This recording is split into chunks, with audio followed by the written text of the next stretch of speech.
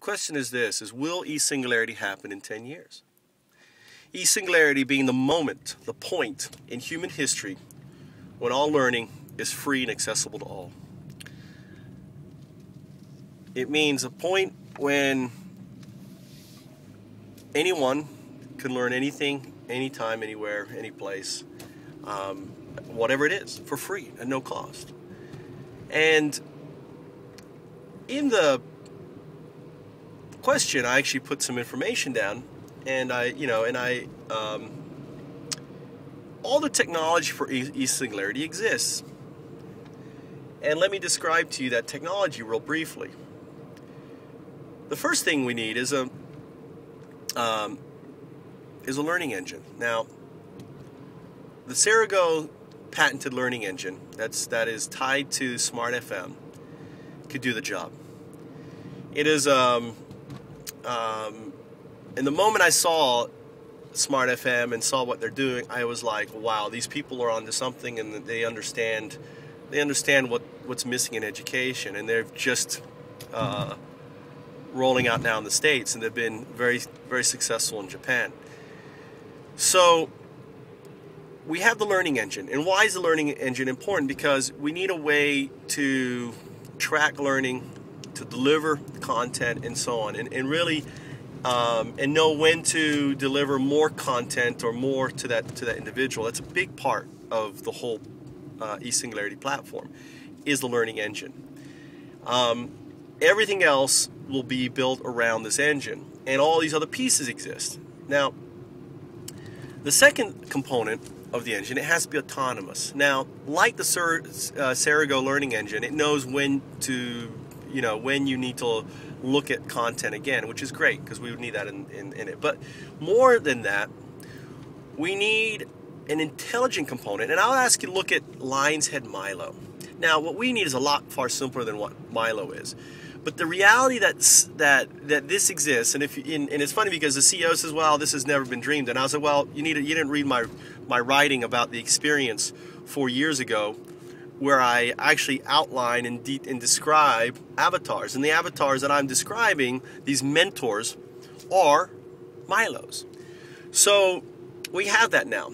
The next thing we need is what's the delivery platform, what's the look, the feel, and so on. Well, we have it, and we've been using it for over 60 years, and it's called television. Now, we're not going to use television; we're going to use IPTV, Internet Protocol Television. But ultimately, television is what kids spend, and the computer is becoming a variation of the television in many respects. And really, IPTV is going to just be delivered, and whether you're watching YouTube or whatever, that in a way, those are rudimentary applications of IPTV in a way, in many respects. And what I mean is that imagine if I could just watch a 3-minute, 5-minute presentation, lecture, whatever, game. My son every morning watches TV educational. He loves his educational English channel in the morning. They play games, they do all sorts. Japan has a great education. They pretty much play the same thing over and over. Well, what if after watching that, he could play a fun little game to see if he knows it? And if he doesn't know it, he watches it from a different perspective, and so on and so on, and repeat and repeat and repeat. So education comes down to basically watch and play, or watch and do, watch and do, watch and do. Now, that's kind of interesting because in a way that is how we learn. If you watch any 2-year-old or anyone else, we watch by watching and doing. So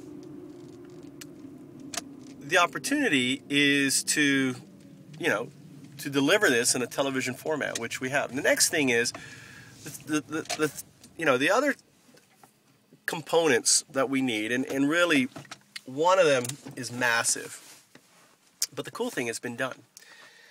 It's called the World Wide Web. Now, the biggest thing stopping us from flattening global education is really having the network in place. And we've had internet in place now, and it's, there's about a 3 to 5% broadband penetration, and that's going to significantly increase over the next 10 years, especially in Asia and China. And you have to ask yourself, when the dominant language on the internet is is not English anymore, how is it going to change things? And when you have 1 billion Asians online, basically remixing English OER, open education resources, into any language, any form of Chinese or one of the 800 different languages in India, we realize that we really don't need to deliver it in text. We need to be able to deliver it in an audio form. So, and the reason why 3 to 5 minutes is, that is the attention span of most individuals, kids, or whatever. So the next thing we need is the content. Now the content, we have 60 years of global television. We have all of this open education resources from MIT Worldwide, from Berkeley C, from OpenCourseWare, and so on and so on. And this is being dumped at an incredible amount every day onto the web. And the reality is, within the next 3 years, if not, it's already, or sooner, the entire global education playlist is going to be there. It's going to be there for anyone to remix, there for anyone to use, to deliver for free to anyone.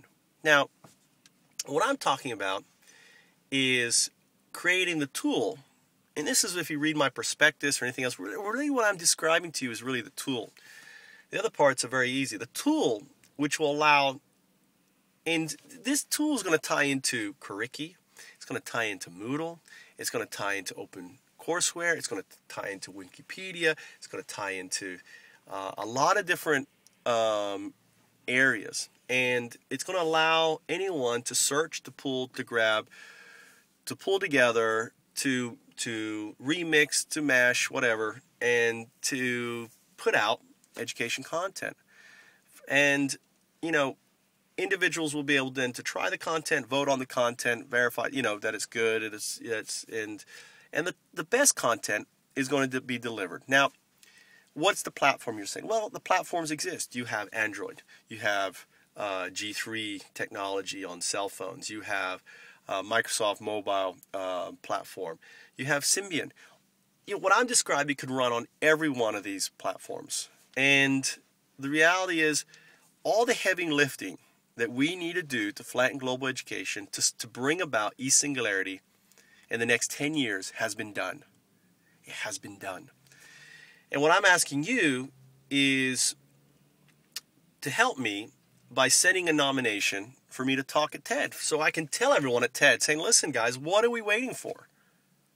And bring it to their attention, because I don't think people realize the opportunity here. What would it be like to give education for free to 1 billion Asians? What would it mean to the world if we had 1 billion new engineers every 4 years? Not 1 billion, 100 million new engineers every 4 years hitting the market. Now, maybe it's going to cause some havoc to the job market. But I think, if we have engineers in communities solving problems, then it may not be a bad thing. And I'm talking about engineers. I'm just talking about electrical, mechanical. I'm talking about computer software. Wouldn't it be great if we could train doctors and nurses for free out where they're needed? So someone, hey, I want to be a doctor. Okay, then boom.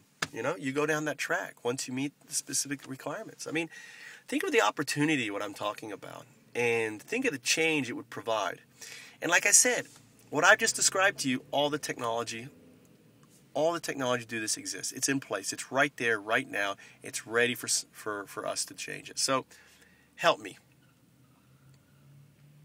Join the eSingularity.org movement. eSingularity. Join the movement. Tell your friends. Let's get fired up on eSingularity. Let's get fired up on telling people we can change the world. We can change the world. We can bring about law. Learn anything, anytime, anywhere. My name is Michael Trout.